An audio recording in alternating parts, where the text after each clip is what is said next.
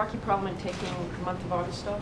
Probably, yeah. Just like taking an entire month of August off before the September deadline. it looks like they may, yeah.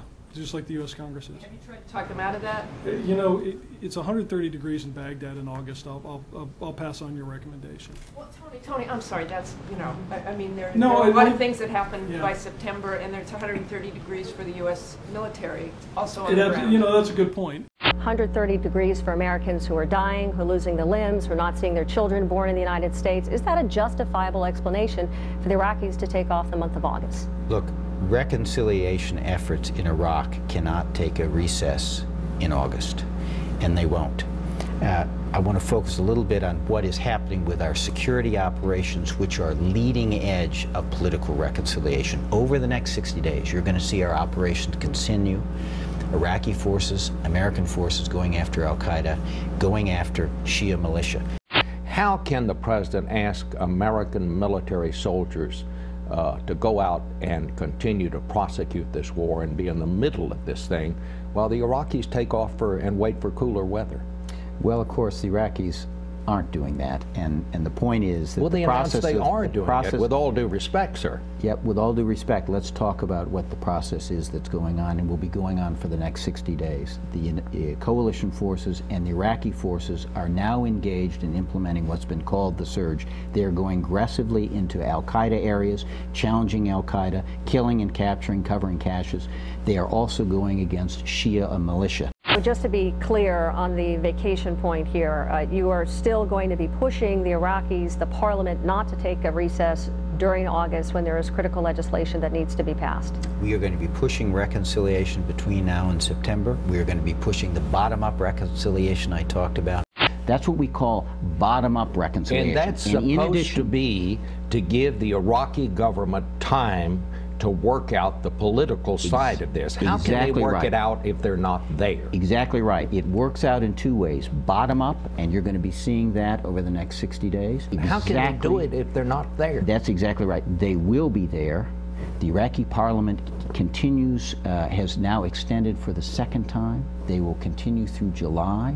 They will be working 6 days a week. At this point, that's the schedule that they're on. I think we have to be candid about what the underlying problem is. Would you like them to cancel this vacation? We'd like them to stay in session and work on this issue. Are you pushing them on that? Absolutely. Do you think there's any chance they'll cancel this vacation? We'll see. How do you justify your government taking 4 weeks off? Well, initially, Suzanne, when the issue was raised in Congress that the Iraqi parliament is taking 2 months leave, in fact, the government intervened and other politicians intervened to cut down their summer leave shorter, to make it shorter. And they have accepted that. They have discussed a number of these legislation. They have done some work. But we are continuing to work with them to make them work, really. Business is not as usual in Iraq these days, and everybody has need to redouble his or her efforts, you see, to help stabilize and rebuild the country. So they have a leave, a legitimate leave, but really this would be as short as possible. Because most of the troops that are there now are right in the middle of a civil war, and we want to get our troops out of a civil war. And the only people that can end that civil war are the Iraqis themselves. And the whole thing is we're in the midst of a civil war with nobody in this administration offering a political alternative. The reason why we have a civil war in Iraq, the reason why we have sectarian violence is because al-Qaeda deliberately set out to create and foment sectarian violence. We're not in a civil war. This is just not true. How many American troops are out there attacking al-Qaeda? They're attacking some elements of the Shia militias. They're doing other things, helping with reconciliation. They are not in the middle of a civil war. Well, I just think it's just not physically true. The war is not lost in Iraq. In fact, now American and Iraqi security forces are winning. The enemy is on the run in Iraq. But here in Congress, in Washington, we seem to be, or some members seem to be on the run. With regard to Senator Lieberman, again, a very thoughtful senator and one of the few senators that is free to say what he believes is really the truth, regardless of polls. He's an independent now. He sits with the Democrats, but he speaketh the truth. And I think he has a profound effect on the debate in the Senate. Senator Liebman attacked me on a show on Monday. Senator Liebman every day is calling for a war against Iran and probably Syria. Maybe they can tell us where the line should be drawn. Maybe the United States military, all of it, should go to the Middle East and stay all the time. Somewhere in here, there has to be a rational line that protects the well-being of our troops.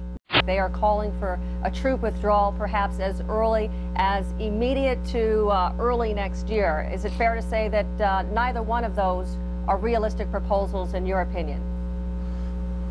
I don't think it's realistic. I mean, judging the situation on the ground, I mean, this decision really is condition driven. I mean, we see some improvement, we see some self-confidence building up in the Iraqi government, in the Iraqi forces, but still we are some way from that position.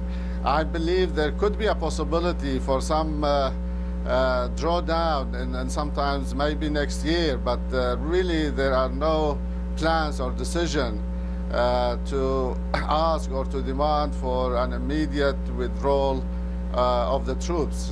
Iraqi Foreign Minister Zabari also said that he believes it's going to take months and months before they even determine whether or not there is going to be some progress, at least by the end of the year. So if the Democrats, if the Senate does not get that filibuster-proof, veto-proof number that it needs, what else is there to do? What can the Senate do? We're just going to watch a lot of Americans die unnecessarily, and that's literally what's going to happen.